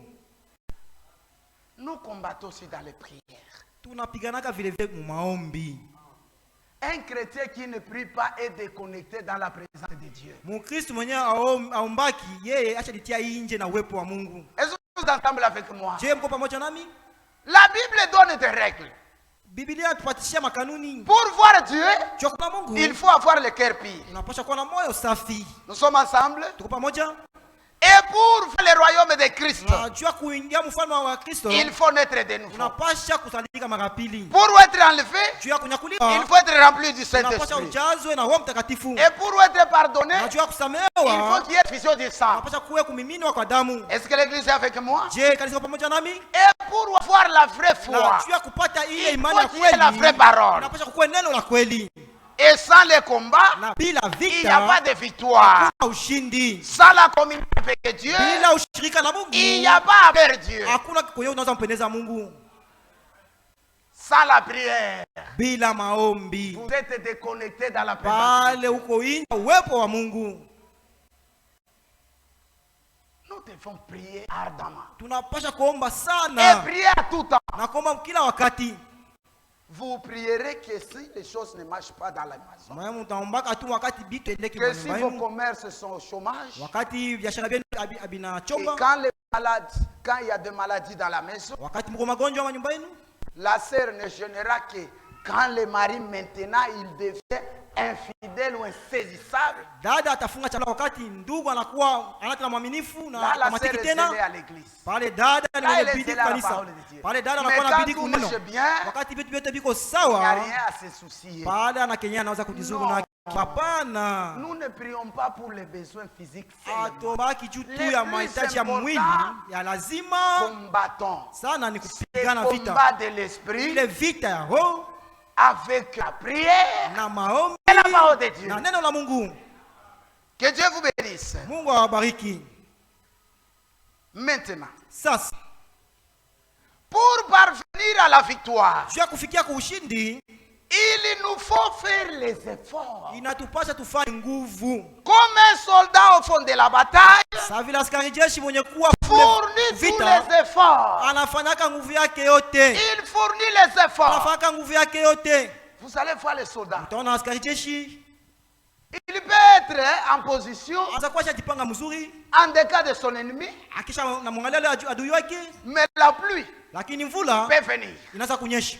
Les soldats ne bougera pas Ule askari jeshi hawezi kutikisika parce que s'il bouge, kwa sababu kama ça peut lui kitikisika coûter la vie. ile inaweza kufanya anakufa. Il va supporter. Yeye atavumilia mvula. L'église me suit. Je, kanisa lifuata? Il va supporter. Atavumilia mvula. Il ne bougera pas. Yeye atatikisika. Il peut arriver que même les insectes le piquent. Inaweza kufikia hata tubidudu tunamuluma. Mais il reste vraiment en position Lakini yeye anabakia mjipanga mzuri jusqu'à ce qu'il ait éliminé son ennemi. mpaka pale atamaliza ule adui Alors wake. il aura sujet de bouger. Pale sasa anaweza kutikisika. Tout ça, ce sont les efforts de la victoire. Ile yote ni kujitoa kwa jua kupata Nous ushindi. devons aussi faire les efforts. Tunapaswa vile vile kufanya nguvu. Nous devons faire les efforts pour plaire à Dieu. Tunapaswa kufanya nguvu juu tumpendeze Mungu. Nous devons faire les efforts Tunapaswa kufanya nguvu pour avoir la vraie foi. kwa kupata imani ya kweli. Nous devons faire les efforts Tunapaswa kufanya nguvu pour être nés de nouveau. juu tuzalike mara pili. Nous devons faire les efforts Tunapaswa kufanya nguvu pour être remplis du Saint-Esprit. juu tujazwe na Roho Nous Mtakatifu. devons faire les efforts Tunapaswa kufanya pour nguvu être sanctifiés. juu tutakaswe. Il nous faut faire des efforts. Tunapaswa kufanya nguvu. Ne croisez pas les bras. Sifunge mikono. Combattez. Upigane Faites vita. des efforts. Ufanye nguvu. Ne soyez pas des lâches. Msikuwe ba kuachilia Et bitu. ne soyez pas des paresseux. Msikuwe ba vivu. Ne soyez pas des faibles. Msikuwe ba dhaifu. Si vous êtes soldat, Kama kwa askari jeshi, vous ferez les efforts. pale utafanya nguvu. Vous êtes ensemble avec moi? Je, pamoja nami? Écoutez, Msikie. il y avait un vrai soldat ici. Kulikuwaka askari jeshi wa kweli Philippiens chapitre 3, wa Filipi sura ya 3 3 verset 12. mstari wa 3 mstari wa 12.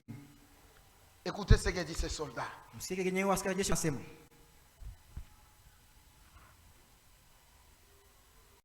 Ce n'est pas que j'ai déjà remporté les prix Si kwamba nimekusha kushinda ou que j'ai déjà atteint la perfection, au nishafikia ukamilifu, mais je cours. lakini napiga mbio.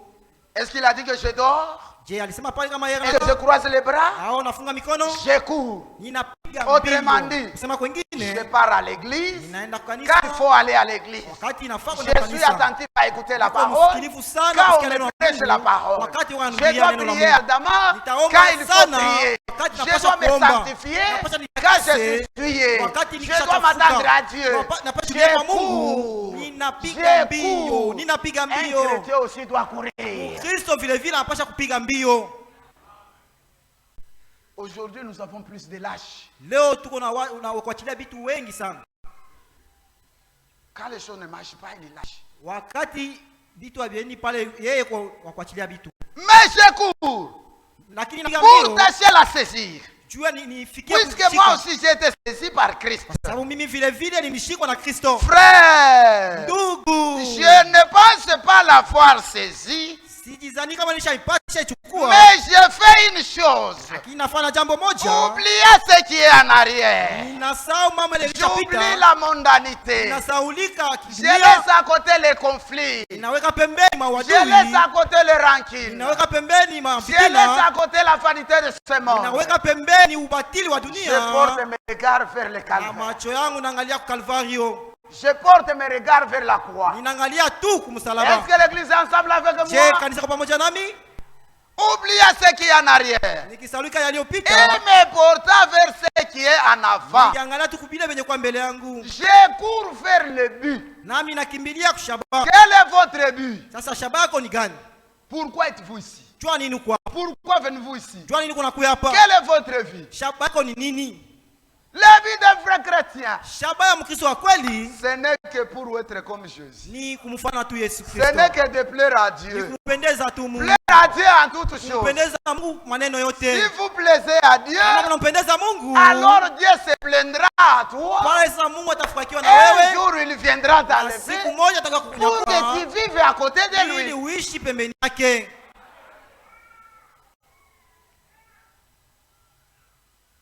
Quel est le but de votre vocation? Sasa Pourquoi tu cries? wito wako uko na shaba Pourquoi gani? Jua nini chantez-vous? uliamini? Jua nini uko Pourquoi naimba? chantez-vous? Jua nini uko naimba? Pourquoi êtes-vous ici? Jua nini uko hapa? Et pourquoi nous nous prêchons? Na jua nini tuko na ubiri?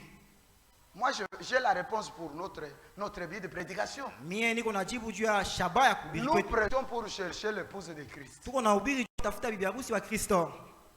Mais vous, Lakini nyinyi vous êtes ici pourquoi? mko hapa juu ya nini? Chacun sait ce qui lui a amené ici. Kila mmoja wetu anajua kile kilimleta hapa. Si c'est pour le mariage, Kama ni juu ya ndoa, oui, tu peux avoir le mariage unaweza kupata ndoa et rater la vie éternelle. na unakosa uzima wa Si milele. c'est pour avoir les enfants, Kama ni juu ya kupata tu batoto, peux avoir des enfants utapata batoto et rater la vie na éternelle. unakosa uzima wa milele. Je cours vers les billes Ninakimbilia shaba yangu pour remporter le prix de la vocation céleste pate ile wito wa kimbingu de Dieu en Jésus-Christ. wa Mungu ndani ya Yesu Kristo. Que Dieu vous bénisse. Mungu awabariki. Et il faut faire les efforts. Na inabidi tupasha Dans kufanya 1 Corinthiens, katika chapitre Wakorintho wa 9, kwanza sura kenda au verset 23, il est écrit: mstari wa 23 imeandikiwa, Je fais toutes choses à cause de l'évangile, nafanya mambo yote kwa ajili ya Injili afin d'y avoir part. ili nipate kuishiriki. Je m'habille décemment à cause de l'évangile. Ninavala kwa adabu juu ya Injili. Je viens sous pluie à cause de l'évangile pour avoir part à cela. Ninakuya mvula juu ya Injili juu nipate kushiriki kwa Ne ile baraka. savez-vous pas que ceux qui courent dans le stade Hamujui kwamba wale wenye wanakimbia katika kiwanja courent tous, mais un seul remporte le prix? wanakimbiaka wote, lakini mmoja ndio anaweza kushinda. Courez de manière à les remporter. Kimbie mnamuna kupata ushindi. Nous devrions quand même dire amen. à Tunapasha cela. kusema amina kwa ile neno. Courez de manière à remporter le prix. Mkimbie mnamuna kupata ushindi. Tant que nous sommes encore vivants, Wakati wote tutakuwa nous tukiwa hai, devrions appartenir aux vierges sages. tutapendelea tukuwe mkikundi cha wabikira wenye akili, Avoir la lampe et l'huile de réserve. kikuwa na taa yetu na mafuta ya akiba. Si l'enlèvement se fera demain, Kama unyakuo utafanyika kesho, que je sois un de ceux qui seront uwe enlevés. mmoja wa wale wenye watanyakuliwa. Que Dieu vous bénisse. Mungu awabariki. Que Dieu vous bénisse. Mungu awabariki. Est-ce qu'au milieu de vous, il y a ceux qui seront enlevés? Je, katikati yetu kuko wale wenye watanyakuliwa? Et il y a les gens qui seront enlevés. Watu wenye watanyakuliwa? Moi, je serai enlevé. Mimi nitanyakuliwa. Avec cette parole, Na hii neno je serai enlevé. nitanyakuliwa. Ce qui était difficile pour moi, Kile kilikuwa nguvu kwangu, Dieu l'a déjà rendu facile. Mungu anakifanya kinakuwa Qu'est-ce kepesi. qui m'empêchera maintenant de Sasa ni persévérer? nini tanizuia mimi nisidumu? Courez de manière à les remporter. Mkimbie mnamuna ya kupata ushindi.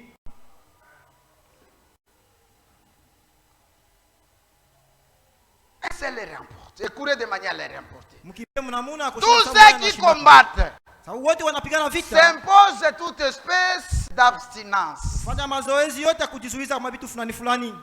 Imposez-vous toute espèce d'abstinence. Mjishutishe mkijizuiza mambo fulani fulani. Abstenez-vous à l'adultère Mjizuize kumsharati. dans le seul but d'aller au ciel. Mshaba moja mwende mbinguni. Abstenez-vous au mensonge Mjizuishe dans le Kongo seul but d'aller au ciel. mwa ile shaba ya kwenda mbinguni. Abstenez-vous au conflit tribal. Mjizuize kwa Dans ile le seul wadui but wa d'aller au ciel. kabila juu mwende mbinguni. Arrêtez de porter des habillements Mwache indécents. kuvala manguo Dans ya le seul kosa but d'aller au adabu. ciel. Shaba moja mwende Arrêtez mbinguni. des conflits entre vous. Mwache Dans le maadui seul but d'aller au mafikira ciel. katikati yenu juu mwende mbinguni. Abstenez-vous de toutes choses Mujizuize kumambo yote. dans le seul but de plaire à Dieu. Mshaba moja mpate kumpendeza Si Mungu. vous êtes soldat de Christ, Kama mko wa Kristo, wa vous askari jeshi wa chercherez à Kristo, plaire à Dieu. pale mtatafuta mumpendeze Mungu. Il le faut pour obtenir une couronne corruptible. Wanaifanya juu wapate taji Mais isiyoharibika, nous lakini sisi faisons-le pour obtenir une couronne corruptible. tuifanye juu ya kupata taji isiyoharibika. Ah, moi donc, Mimi basi, mimi hapa, c'est Paul qui a dit, ni Paulo mwenye alisema, moi donc, mimi hapa, moi donc, mimi basi, et moi je m'ajoute, Na mimi vile vile najiongeza hapo. Y a-t-il quelqu'un qui peut s'ajouter? Je kwa mwingine anaweza kujiongeza? Moi donc, Mimi basi je cours, ninapiga mbio. non pas comme l'aventure. Si kwa sababu vile mchezo, Je cours, lakini napiga non mbio. pas comme à l'aventure. Si kwa sababu vile mchezo, Je frappe, non ninapiga. pas comme batailleur. Si kama vile mtu anayepiga Mais hewa. je traite directement mon corps. Ninautesa mwili wangu. Je le tiens assujetti Ninautiisha. de peur à être moi-même être rejeté Ili nikisha après kuwahubiria avoir prêché les autres. nisikatiliwe kisha kuwahubiria wengine. Dieu vous bénisse. Mungu awabariki. Courez de cette manière-là. Kimbie mwale Et hali. dans le livre de 2 Pierre, Na kitabu cha Petro wa au pili, chapitre 1, sura ya verset kwanza, 5 à 8, mstari wa 5 hadi la 8. Bible dit, Biblia inasema faites tous vos efforts fanya nguvu yenu yote pour joindre à votre foi juu ya kuongeza kwa imani yenu la vertu, nguvu au uwezo. à la foi Kwa imani la connaissance, kujua, à la connaissance kujua la tempérance, kujizuiza, à la tempérance kwa kujizuiza la patience, uvumilivu, à la patience kwa kuvumilia la piété, utawa, à la piété utawa l'amour fraternel, mapendo ya kindugu, à l'amour fraternel mapendo ya kindugu ajoutez la charité. muongeze mapendo. Faites tous vos efforts. Mfanye nguvu yenu C'est-à-dire, yote, faites ce qu'il faut faire sema mfanye bila pasha kufaniziwa pour avoir la foi. juu mpate kuwa na S'il s'agit imani. de venir sous pluie, Kama itawapasha venez kuwa sous mvula, pluie. mkuye mvula. S'il s'agit de dormir par terre, Kama ni kulala dormez mkulongo, par terre. mulale S'il chini. s'agit de vous priver de la nourriture, Kama ni juu mtajima privez-vous de la chakula, nourriture. mjime S'il chakula. s'agit de laisser votre Kama travail, ni juu ya kuacha kazi et yenu venir, na kuja hapa, laissez cela mwache et ile, revenez. mkuye tena. Faites tous vos efforts. Fanye nguvu yenu yote. Faites tous vos efforts. Fanye nguvu yenu Est-ce que nous yote. pouvons dire amen à cela? Tunaweza kusema amina kwa ile. Faites tous vos efforts. Fanye nguvu yenu yote. Il nous faut faire les efforts. Natupasha kufanya nguvu. Le Seigneur a enseigné aux pharisiens. Bwana aliweza kuwafundisha Il Wafarisayo akiwaambia si votre bras gauche sema kama mkono wenu wa kushoto est pour toi une pierre na d'achoppement kwako jiwe la qui kwazo vous empêchera d'aller au ciel, utakuzuia usiende mbinguni, coupez-le ukate et jetez-le lui de na toi. utupe mbali na toi. wewe. Et il ajoute, Na anaongeza il est vrai pour sema toi ni vizuri sana kwako d'être manchot et entrer dans le royaume de uwe na Dieu mkono moya na uingie mfano ya mbinguni, que d'avoir des bras bali ya kuwa na mikono yote et de manquer mbili le ciel. na ukose mbingu. Tu sais ce qui t'est en scandale. Unajua ni nini iko kwako sababu ya kikwazo? Arrachez cela. Ngola ile Jetez-le loin de na toi. utupe mbali na wewe. Amen. Hein? Amen. Et Na dans le livre de Luc, kitabu cha Luka 13 verset 3, 13 mstari wa 5, le Seigneur dit, Bwana anasema efforcez-vous d'entrer par la porte étroite. fanyeni nguvu mwingie kwa ile mlango mwembamba. Large est le chemin, Mwembamba ni njia, beaucoup entrent par là. mkubwa ni njia, wengi Beaucoup wanaingia entrent pale, par là. wengi wanaingilia pale. Mais étroit est le Ni chemin, mwembamba ni et njia trop resserré. na ya kubana Il y a sana, peu seulement qui le na trouvent. kuko tu wadogo wenye wanaionaka. Dieu vous a fait grâce. Mungu aliwafanyia Vous neema connaissez ces na chemins-là. mnaweza kujua ile Entrez par njia, là. upitie pale na mwingia yako. Amen. Hein? Amen. Et dans Timothée 2, verset 15, Na Timotheo sura ya pili mstari wa 15, la Bible dit, Biblia anasema efforce-toi de te présenter devant Dieu ufanye nguvu comme ukionekana un homme éprouvé. kuye mbele ya Mungu sawa vile mtu C'est mwenyewe. un devoir que chacun doit faire. Kushikwa ni kila mmoja wetu anapaswa kufanya Il ile, faut s'efforcer na kufanya nguvu d'être agréable à Dieu. kumpendeza Mungu, Il faut s'efforcer na bila kufanya nguvu d'avoir foi en toi. kuwa na imani ndani yako, Et il faut s'efforcer na inapasha vile kwa pour que nguvu ces jours-là, ili kwa ile siku lorsque ça aura lieu, wakati que tu itafanyika sois un de ceux qui seront enlevés. ukuwe mmoja wale wenye watanyakuliwaka. Que Dieu vous bénisse, mes frères et sœurs. Mungu awabariki ndugu na dada zangu. Et dans Na- Actes chapitre 24, 16, Matendo 24 mstari wa 16, l'homme de Dieu, frère Paul, dit, mtumishi wa Mungu ndugu Paulo je anasema, m'efforce pour avoir une conscience tranquille, ninafanya nguvu yangu yote nikuwe na dhamiri yenye kutulia sans reproche. bila kemeo. Voyez votre conscience, Angalia dhamiri yako, mirez votre conscience à la parole de Dieu. beba ile dhamiri yako na uangalishe neno wa Mungu. Est-ce qu'elle est sans reproche? Je, haina na kemeo? Est-ce que ta conscience ne te reproche? Je, dhamiri yako haikukemei kitu? Est-ce que devant Dieu ta foi est valide? Je, mbele ya Mungu imani yako inaweza Est-ce que ton kubaliwa? zèle est valide? Je, bidii yako inaweza kubaliwa? Est-ce que ta vérité est valide? Je, kweli yako inaweza kubaliwa? Que Dieu vous bénisse. Mungu awabariki. Maintenant, Sasa, sans Jésus, vous ne pouvez rien. bila Yesu hamwezi kufanya kitu chochote. Amen. Hein? Amen. La victoire, Ushindi c'est en Jésus-Christ. ni katika Yesu Kristo. Toutes ces règles, Ile mautaratibu tous wote, ces principes, ile makanuni yote, vous ne pouvez pas, hamwezi les consommer. kuitumikisha, Vous ne pouvez pas hamwezi arriver à la fin kufikia kumwisho et remporter la na victoire kupata ushindi si seulement si vous Kama- n'êtes pas en Christ. kama hauna hauna Toute katika la Yesu. bataille doit passer par Jésus-Christ.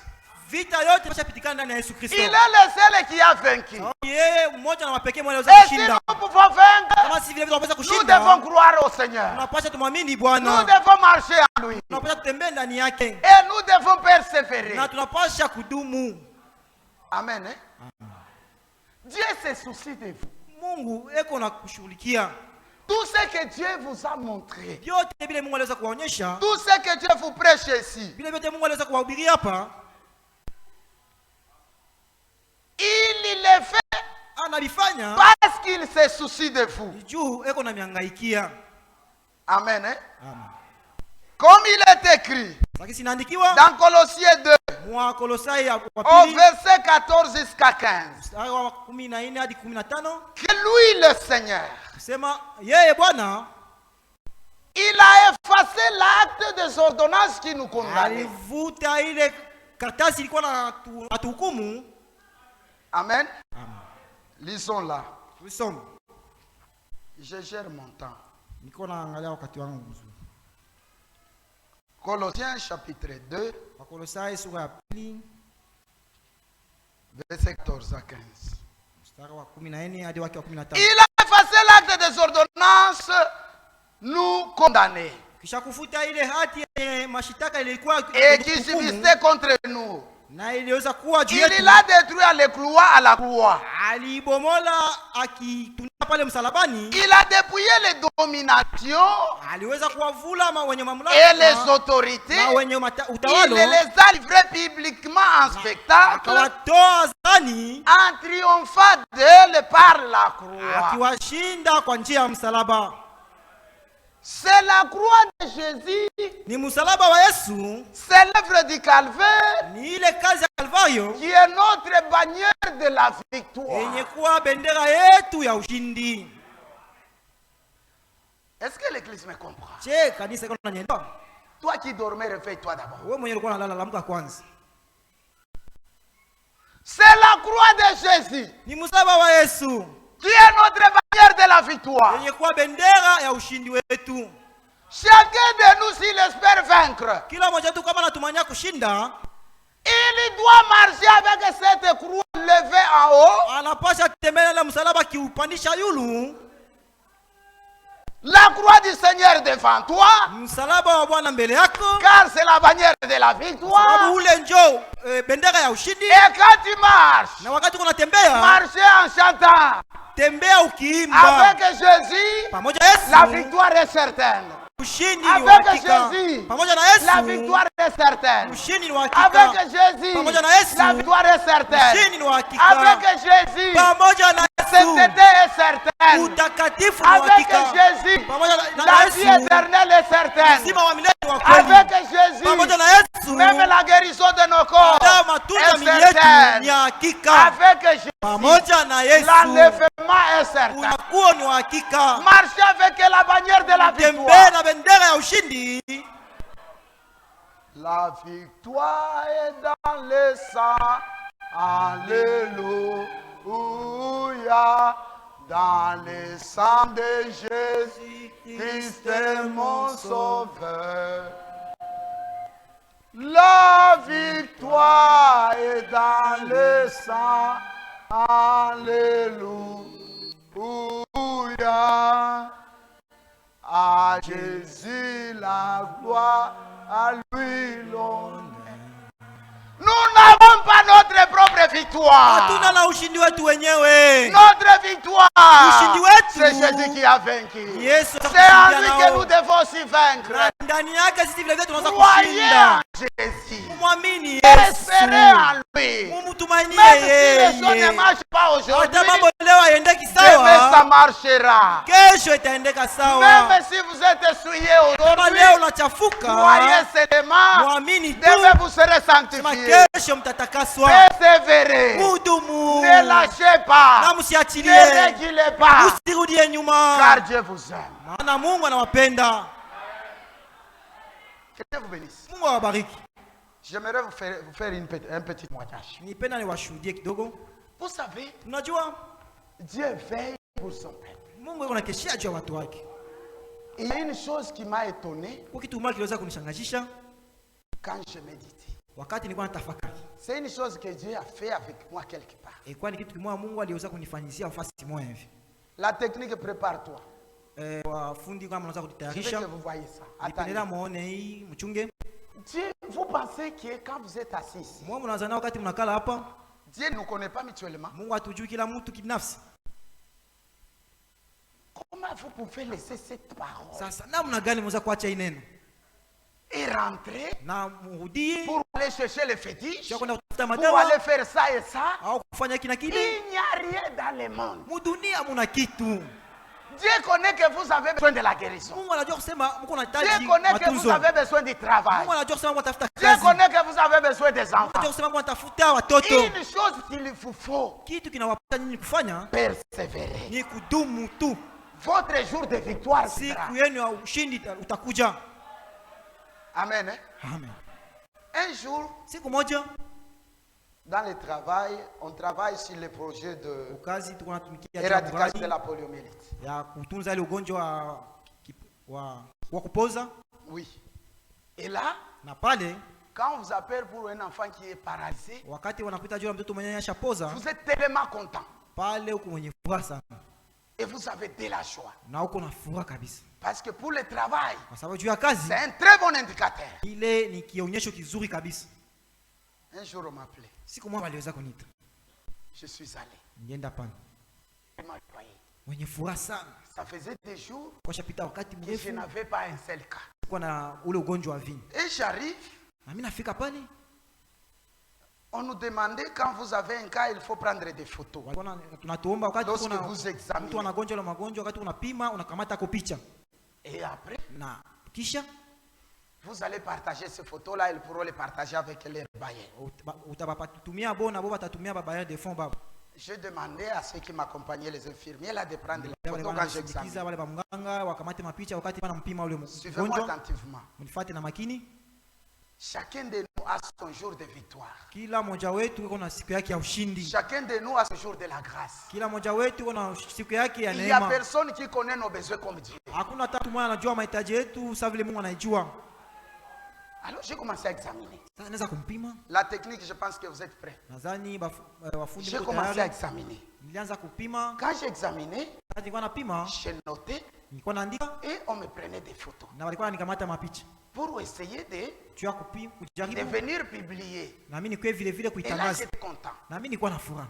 Voyez ce que Dieu fait. Mwangalie vile vile Mungu alifanya. Quand j'étais content à l'intérieur, Wakati nilikuwa na furaha ndani yangu, quelqu'un me dit, l'Esprit de Dieu me dit, roho ya Mungu ikaniambia, tu es tellement content uko mwenye furaha sana. pour plaire aux hommes. Juu furahishe watu. Si cette fille était ta fille Olga, Kama huyu binti angekuwa ile binti wako Olga, est-ce que tu devrais être content? je, na wewe vile vile ungefurahi? Je dis non. Akasema hapana. Elle va me dire encore. Na ile sauti yake akaniambia, Si c'était ta fille Olga, kama angekuwa binti wako Olga, qu'allais-tu faire? sasa wewe ungefanya nini? Je dis, Nisema j'allais prier. ningemwombea. J'allais prier. Ningemwombea. Et l'Esprit me demande, Sasa roho kaniuliza, crois-tu que tu es encore soldat? unaamini kama ukingali askari jeshi? Je dis oui. Nikasema ndio. Alors pourquoi ne prie pas? Sasa jua nini ombi? au milieu des païens, dans les toits. katikati ya wapagani mnyumba kanyumba moja hivi. Et Na les examens se sont traduits en prière. matibabu kageuka sasa na kwa maombi. Retournez la photo. Rudisha Retournez la photo. Kurudisha ile picha C'est traduit en prière. ikageuka na kwa maombi. Et Na après avoir prié, kisha kuomba l'Esprit de Dieu dit. roho ya Mungu ikasema. L'Esprit de Dieu dit. Roho ya Mungu ikasema, J'ai exaucé ta prière. ninakubali maombi yako. Je n'avais rien d'autre à faire Sikuwa na vingine vya kufanya que de tenir la main de la fille et l'élever. kushika mkono wa mtoto na kumsimamisha. Technique. Voyez. Avant, la fille n'avait même pas Mbele le temps ule de binti se lever. akakwata na uwezo hata kusimama, Mais Dieu hata l'a guéri. kutembea, lakini Mungu aliweza kumponya. Je ne connais pas son père. Simjui baba yake, Je ne connaissais pas sa mère. simjui mama yake, Je ne connaissais pas le vieux hindou. sikuwa najua ni wapi kwenye alikuwa anatokea. Elle était seulement chez les féticheurs. Alikuwa tu kubafumu Là, Dieu l'a guéri. na Mungu pale aliweza kumponya. Et la fétichère me suit. Na ule mchawi akaanza nifuata mfumu, J'ai une chèvre à te donner. Si tu Asema, peux me donner cette puissance-là niko na aussi. mbuzi wa kukupatisha kama ukipashia ule uwezo. Dieu qui a pris soin de cette fille. Ule Mungu mwenyewe aliweza kushughulikia ule binti. Est-ce qu'il ne prendra pas soin de toi qui crois? Atashindwa kukushughulikia wewe mwenyewe unaamini Est-ce que jina Dieu ne lake? prendra pas soin de toi? Je, Mungu atataka kukushughulikia? Pourquoi te lamentes-tu? Unajua nini uko na tompola Pourquoi tompola? resteras-tu sans espoir? Unajua nini utabakia bila kuwa na matumaini? Pourquoi te lamentes-tu jour et nuit? Unajua nini uko na tompola usiku na mchana? Ayez foi en Dieu. Muaminie Mungu Persévérer. na mudumu. Avec Jésus, Pamoja na Yesu la victoire est certaine. ushindi ni wa hakika. Inclinons nos têtes. Tuinamishe vichwa vyetu. Bien-aimé Père Céleste, Pendo wa Baba wa mbinguni, c'est toi l'auteur de la vie. ni wewe C'est mwanzilishi wa toi uzima. l'auteur du salut. Ni wewe mwanzilishi wa Et wokovu. c'est toi l'auteur de la Ni wewe parole. mwanzilishi wa ineno. Ce matin, nous te disons merci. Hii asubuhi tunakupigia asante. Car il n'y a pas un Père comme Wala toi. kuna baba sawa vile na wewe. Il n'y a pas celui qui nous aime comme toi. Kuna mtu mwenye kutupenda sisi Il n'y a pas watupenda. celui qui prend soin de nous comme toi. Kuna mtu mwenye kutushughulikia sisi Tout watushughulikia. le long de ces 2 semaines, Katika majuma yote tu mbili nous as enseigné la technique et la uliweza ruse du diable. kutufundisha maufundi Et na tu nous as janja wa montré comment nous shetani. devons le vaincre. Na uliweza kutuonyesha mpaka tunaweza Nous kumshinda. te disons merci. Tunakupigia asante. Maintenant, Père, Sasa hivi Baba, nous avons toujours échoué. kila mara C'est tunashindwaka pourquoi kwa maana les doigts de mon frère, kidole les cha ndugu doigts de yangu ma sœur, kidole cha et dada le fait yangu faire toi kinanyoshwa pour kwako. implorer ta grâce, jua pour kuomba implorer neema ton yako, secours. jua kuomba msaada wako. Viens-nous en aide. Kuja na utusaidie. Là, nous avons toujours échoué. Mahali penye tunashindwaka Que maintenant, na hivi nous ne sasa puissions jamais échouer. tusiweze tena kushindwa kamwe. Là, Pale nous avons toujours tombé. tunakuwa na kila mara Que tunaanguka, maintenant, hivi nous ne sasa puissions jamais tomber. tusianguke tena kama. Remplis-nous de la force d'en haut. Utujaze na nguvu wa juu. Réveille notre conscience. Amsha dhamiri yetu Donne-nous la puissance céleste. na utupatie uwezo wa mbinguni Et armez-nous na utupatie de masilaha manière à attaquer le diable namuna tumshambulie et à shetani remporter la na victoire. tupate ushindi. Car tu nous as dit, Maana tuweza kutuambia avec Jésus, pamoja na Yesu la victoire est certaine. ushindi ni wa Nous nous hakika. confions à toi. Tunajikabidhi Nous kwako, confions cette église entre tes mains. tunakabidhi kanisa mikononi mwako. Tu connais la requête de mon frère. Unajua hitaji ya ndugu yangu, Tu connais la requête de ma sœur. unajua hitaji ya dada yangu. Qui peut l'aider si ce n'est que toi? Nani mwenye atamsaidia Il ila tu implore ton wewe? secours. Anaomba msaada Et wako, toi, tu nous as dit, na wewe tuambia tout ce que vous demanderez à mon nom, yote mtalomba mjina croyez langu, que vous l'avez reçu. mwambie kusema mmekipokea. Nous demandons la victoire. Naomba ushindi, La victoire sur la vie du péché. ushindi juu ya maisha ya La dhambi, victoire sur la mondanité. ushindi juu ya La maisha ya victoire sur dunia, le paganisme. ushindi juu ya La victoire sur kipagani, les choses ushindi qui juu ya nous vitu éloignent loin de venye toi. kutupeleka mbali na wewe, Approche-nous loin de toi. utukaribishe na wewe, Transforme-nous à ton image. utubadilishe tukufanane, Que chaque jour de notre vie, ili kila siku ya maisha nous yetu puissions te plaire. tufikie kukupendeza. Bénis notre vie spirituelle. Bariki maisha ya kiroho, Bien-aimé Seigneur, mpendo wa Baba à Bwana wetu, travers la vie de mon frère et de ma sœur, kupitia maisha ya ndugu yangu na dada yangu, que des autres âmes puissent venir à toi. manafsi zingine zipate kuja Fais kwako, de nous des flambeaux, tufanye sisi tuwe mioto, que nous luisions tupate dans kwa les ténèbres, giza, et que ceux qui ne te connaissent pas ili wale wenye wakujui puissent te connaître. wapate kukujua. Bénis toute l'église. Bariki kanisa lote, Bénis chacun de nous. Bariki kila mmoja wetu. Père céleste, Baba wa mbinguni, par les témoignages, kupitia maushuda que tu as guéri cette fille, ile uliweza kuponya ule binti, que même aujourd'hui je ne connais même pas son nom. na hata leo sijui jina ya ule binti. Il y a tes filles aussi qui sont malades. Uko vile vile mabinti zako wenye kuwa Il y a des wagonjwa, fils ici qui sont kwa malades. wanawako hapa wenye kuwa wagonjwa. Toi le même hier, Wewe mwenye kuwa ile jana, aujourd'hui éternellement. leo na hata milele, Guéris les malades qui sont ici. ponya wagonjwa wenye kuwa Guéris-les hapa, par ta puissance. waponye kwa uwezo wako, Guéris-les, Seigneur. waponye Nous Bwana. croyons que tu l'as fait. Tunaamini kusema uliweza kuifanya, Car tu ne changes pas. sababu wewe yabadiliki. Rétablis leur santé. Ulete tena afya njema ndani Même ya ceux qui mili sont yao, restés à deux maisons. hata wale walibakia kwa manyumba, Guéris chacun d'eux. waponye Car kila ta mmoja main n'est wao. pas courte Maana mkono wako si pour mfupi sauver, juu ya kuokoa, ni ton oreille wala sikio n'est pas lako sourd si pour nzito écouter, juu usisikie, ni ta langue wala ulimi n'est pas wako muette si- pour parler. hauna bubu juu upate kusema. Guéris, Seigneur, Ponye Bwana pour la gloire de ton nom. juu ya utukufu wa jina lako. Bénis tes serviteurs. Bariki watumishi wako, Bénis notre berger. bariki mchungaji wetu, Et bénis les anciens. na ubariki wazee, Du premier banc jusqu'à la fin. kuanzia kiti cha kwanza hadi kule mwisho. Que chacun de nous sente ta main puissante. Kila mmoja wetu asikie ule uwezo wako wa uwezo, Que chacun de mkono kwa nous uwezo, dise, ili kila mmoja wetu afikie kusema Dieu m'a parlé. Mungu alisemezana Dieu m'a nami, béni. Mungu Dieu alinibariki, m'a relevé. Mungu Dieu aliniamsha, m'a exhorté. Mungu alinionya, Et Dieu m'a fortifié. na Mungu alinitia Car nguvu. tu es El Shaddai. Maana wewe ni El Tu es Shaddai, Dieu qui fortifie. Mungu mwenye kupatishana Tu es nguvu. Jéhovah Jireh. Wewe ni Yehova Tu es Dieu Yire, qui pourvoit aux Mungu besoins. mwenye kushughulikia kwa Tu es mahitaji. Jéhovah Sabaoth. Wewe ni Mungu Le Sabaoth, seul tu existes. Mungu wa Tu pekee es mwenye Jéhovah kuishi. Nissi. Wewe ni Yehova Aucun de Nissi, nos requêtes n'est en danger. hakuna tetu moja Oh, tabakia bien-aimé hatari. Seigneur. Oh mpendwa Tu es Bwana, Jéhovah Rapha. wewe ni Yehova Éternel Rafa, Dieu qui guérit toutes nos na milele maladies. Mungu mwenye kutuponya magonjwa yetu Guéris, yote. bénis tout le monde. Tubariki na Que la utubariki kila gloire mmoja te wetu, revienne. na utukufu kurudilie, Et souviens-toi de ces âmes. na uyakumbuke nafsi haya, Puisse-t-il être leur guide upate kuwa kiongozi et les wao soutenir le long de leur vie. na kuwashikamisha kadiri ya Afin mambo que de yote, ce jour, ili soient de véritables ili siku enfants de moja Dieu. wakuwe tu wana Combat de wa kweli wa l'unité Mungu, et upigane pembeni yao relève chaque fois qu'ils sont tombés. na waamshe wakati wote watakuwa wakianguka. Honneur, gloire et puissance. Heshima, utukufu na Que soit rendu au uwezo siècle des siècles. iwe kwako milele na Dans le nom milele, précieux katika jina la de damani notre Seigneur Sauveur na Jésus. Bwana na Mwokozi wetu Yesu Kristo. Amen. Amen.